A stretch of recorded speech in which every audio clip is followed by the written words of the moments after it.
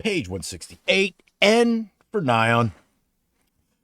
The third tree is the ash. In Greece, the ash was sacred to Poseidon, the second god of the Achaean Trinity, and the Malayae, or ash spirits, were much cultivated. According to Hesiod, the Malayae sprang from the blood of Uranus when Cronus castrated him. In Ireland, the tree of Tortu, the tree of Dathi, and the branching tree of Usnich, 3 of the 5 magic trees who fall in the year AD 665, symbolize the triumph of Christianity over paganism, were ash trees.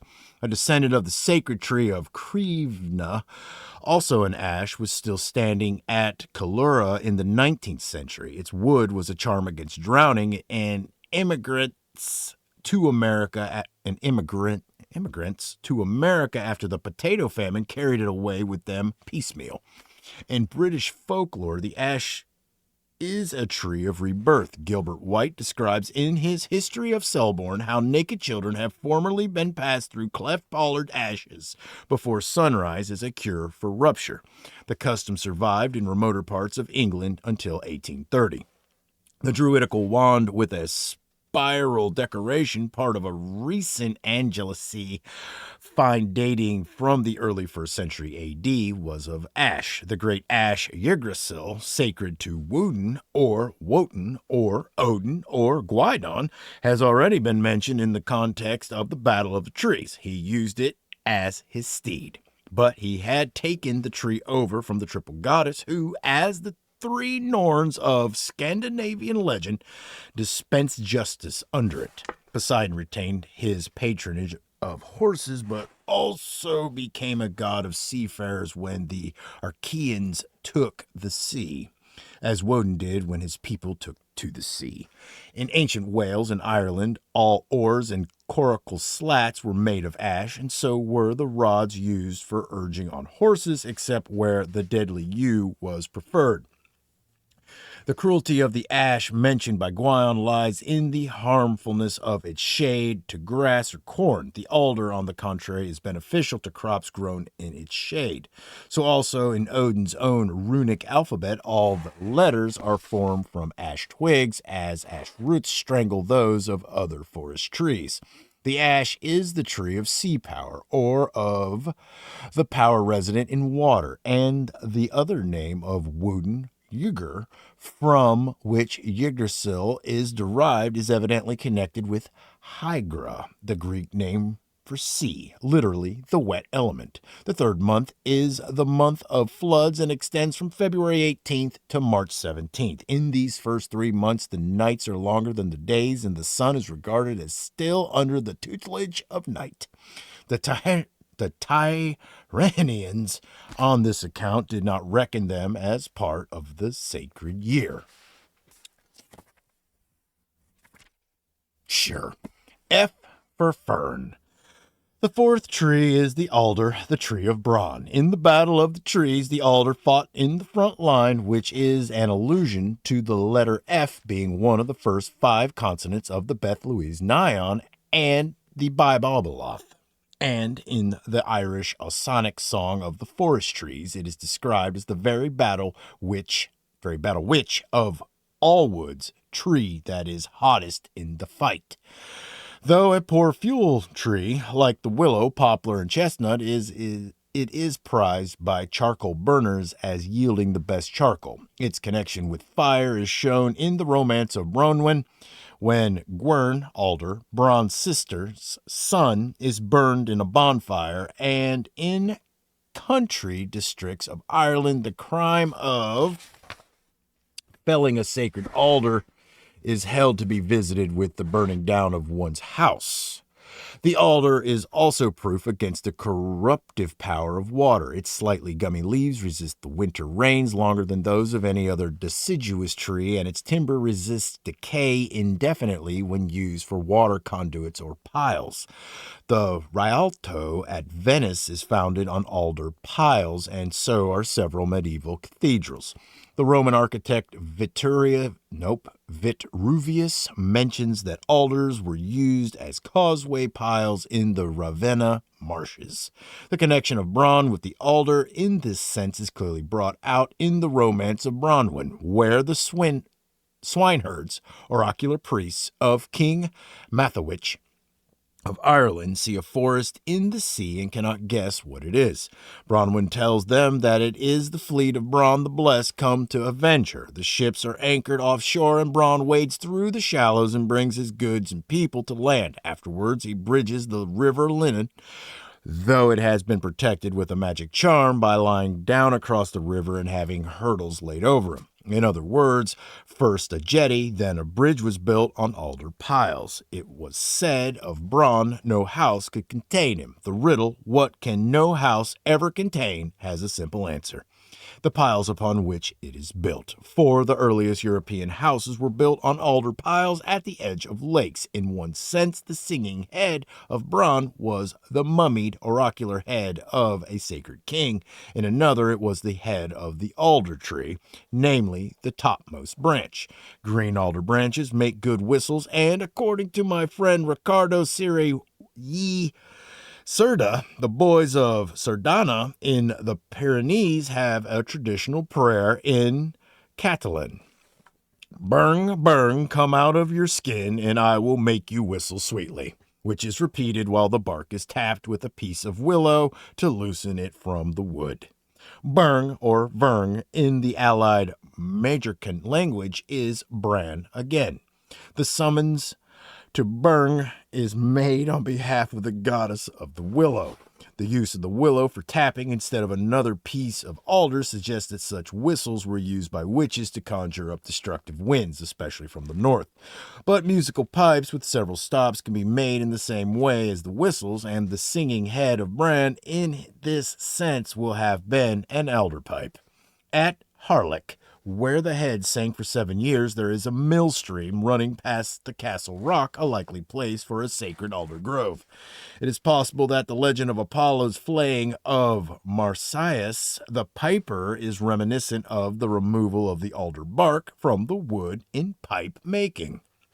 The alder was also used in ancient Ireland for making milk pails and other dairy vessels, hence its poetical name in the Book of Ballymote, Comet Lactea, Guarding of Milk. This connection of Bran Cronus, the alder, with Rhea Io, the white moon cow, is of importance. In Ireland, Io was called Glas Gabnach, the green stripper, because though she yielded milk in rivers, she never had a calf. She had been stolen out of Spain by Gavita, the flying dwarfsmith, made the circuit of all Ireland in one day, guarded by his 7 sons, who presumably stood for the days of the week, and gave the name Brothar Bo Finn, track of the white cow, to the galaxy. According to the proceedings of the Grand Bardic Academy, she was killed by Gwari, how do you say that name? Gwari? I don't care. At the request of Sechin Top Pest's wife, and according to Keating's History of Ireland, was avenged in AD 528. King Darmuid of all Ireland was killed by his eldest son for having murdered another sacred cow. Bran's connection with the Western Ocean is proved by Caer Bron, the name of the most westerly hill in Britain overlooking Land's End. Alder is rarely mentioned in Greek or Latin myth, having apparently been superseded as an oracular tree by the Delphinic laurel. But the Odyssey and the Aeneid contain 2 important references to it. In the Odyssey, alder is the first named of the 3 trees of resurrection. White poplar, and cypress are the 2 others that form the wood around the cave of Calypso, daughter of Atlas, in her Elysian island of Ogygia.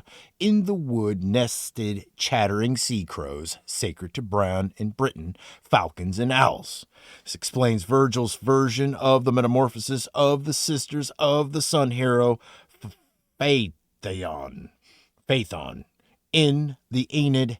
He says that while bewailing their brother's death, they were converted, not into a poplar grove, as Euripides and Apollonius Rhodius relate, but into an alder thicket on the banks of the river Po. Evidently, this was another Elysian islet. The Greek word for alder, Clethra, is generally derived from Cleo, I close, or I confine. The explanation seems to be that the alder thickets confined the hero in the oracular island by growing around its shores. The oracular islands seem to have been originally river islands, not islands in the sea. The alder was, as is, celebrated for yielding three fine dyes: red from its bark, green from its flowers, brown from its twigs, typifying fire, water, and earth. In Cormac's 10th century glossary and obsolete terms, nope. In Cormac's 10th century glossary of obsolete terms, the alder is called roim, which is glossed as the which reddens the face. That which reddens the face. From which it may be deduced that the crimson-stained heroes of the Welsh triads, who were sacred kings, were connected with bronze alder cult. One reason for the alder's sanctity is that when it is felled, the wood, at first white, seems to bleed crimson, as though it were a man. The green dye is associated in British folklore with fairies' clothes, insofar as the fairies may be regarded as survivals of dispossessed early tribes forced to take to the hills and woods. The green of the clothes is explainable as protective coloring. Foresters and outlaws also adopted it in medieval times. Its use seems to be very ancient, but principally, the alder is the tree of fire, the power of fire to free the earth from water, and the alder branch by which Bran was recognized at the Cagadu is a token of resurrection. Its buds are set in a spiral. This spiral symbol is antediluvian. The earliest Sumerian shrines are ghost houses like those used in Uganda and are flanked by spiral posts. The fourth month extends from March 18th, when the alder blooms. It's first. There's an air. That's an air. Got one. To April 14th, and marks the drying up of the winter floods by the spring. It includes the spring equinox, when the days become longer than the nights and the sun grows to manhood. As one can say poetically that the ash trees are the oars and coracle slats that convey the spirit of the year through the floods to dry land, so one can say that the alders are the piles that lift his house out of the floods of winter. Bran, appears in Greek mythology as King Pheronius, ruler of the Peloponnese, who was worshipped as a hero at Argos, which he is said to have founded. Hellenesius of Lesbos, a learned contemporary of Herodotus, makes him the father of Pelasgus, Iasus, and Agnar, who divided his kingdom between them after his death. In other words, his worship at Argos was immemorially ancient. Pausanias, who went to Argos for his information, writes that Pheronius was the husband of Curdo, the white goddess's muse, and that the river god Inachus fathered him on the nymph Melia, ash tree. Since alder succeeds ash in the tree calendar, and since alders grow by the riverside, this is a suitable pedigree. Pausanias clinches the identification of Pheronius with Fern by disregarding the Prometheus legend and making Phronius the inventor of fire. Hyginus gives his mother's name as Argia, dazzling white, who is the white goddess again. So Pheronius, like Bran and all other sacred kings, was born by, married to, and finally laid out by the white goddess. His lair out was the death goddess Hera Argia, to whom he is said to have first offered sacrifices. Pheronius then is Phereneus, the god of spring, to whom annual sacrifices were offered on the Cronian Mount at Olympia at the spring equinox. His singing head recalls that of Orpheus, whose name is perhaps short for Orphriois, I can't say that, growing on the riverbank, i.e. the alder. In parts of the Mediterranean, the cornel or dogwood tree seems to have been used as a substitute for the alder. Its Latin name, cornus, comes from cornix, the crow sacred to Saturn or Bron, which feeds on its red cherries, as according to Homer, the swine of Circe also did. Ovid links it with the esculent oak as supplying men with food in the age of Saturn. Like the alder, it yields a red dye and was held sacred at Rome, where the flight of Romulus' cornel wood javelin determined the spot where the city was to be built. Its appropriateness to this month is that it is in white blossom in the middle of March. All right.